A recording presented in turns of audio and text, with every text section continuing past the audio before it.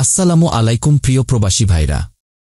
গত কয়েকদিন ধরে অনেকেই আতঙ্কিত হয়ে আমাদেরকে প্রশ্ন করছেন, ভাই, ইকামা কেন রিনিউ হচ্ছে না? আমার কফিল তো ইকামা রিনিউ করতে পারছে না, কি সমস্যা হচ্ছে? চিন্তিত মন নিয়ে আপনারা যেভাবে খোঁজ নিচ্ছেন, আমরা বুঝতে পারছি কতটা টেনশনের মধ্যে আছেন। তাই আজ আপনাদের জন্য স্পষ্টভাবে এবং মানবিকভাবে পুরো বিষয়টি ব্যাখ্যা করার চেষ্টা করব। শুনুন মন দিয়ে, কারণ এটা আপনার ভবিষ্যতের জন্য অত্যন্ত গুরুত্বপূর্ণ। প্রথমেই পরিষ্কার করে বলি, সৌদি আরবে কখনোই ইকামা রিনিউ বন্ধ ছিল না, এখনও নেই এবং ভবিষ্যতেও এর বন্ধ হওয়ার সম্ভাবনা নেই। তবে কিছু বাস্তব সমস্যা আছে যা বিশেষ করে ছোট মশাচার কর্মীদের মধ্যে দেখা দিচ্ছে। যারা কোম্পানির অধীনে কাজ করছেন তাদের ইকামা নিয়ে কোনো টেনশনের কারণ নেই, কোম্পানিগুলো যথাসময়ে ইকামা রিনিউ করে দেয়।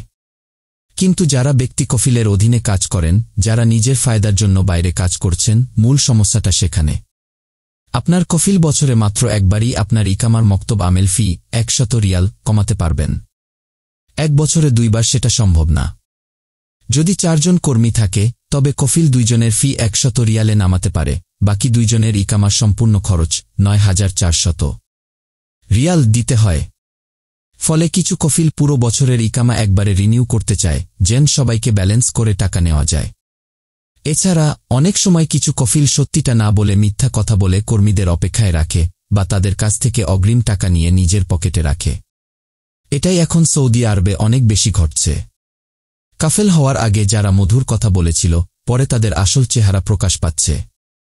তাই আপনার কফিল যদি বলে ইকামা বন্ধ, তাহলে বুঝবেন হয় সে মিথ্যা বলছে, নয়তো 100 রিয়ালের জন্য সময়ের অপেক্ষা করছে। প্রিয় ভাইয়েরা, আপনারা নিশ্চিন্ত থাকুন, ইকামা রিনিউ কখনোই বন্ধ হয়নি, এখনও চলতেছে এবং ইনশাল্লাহ ভবিষ্যতেও চলবে। অপ্রয়োজনীয় টেনশন করবেন না, সতর্ক থাকুন এবং কফিলের মিথ্যা কথা বুঝে সচেতন সিদ্ধান্ত নিন।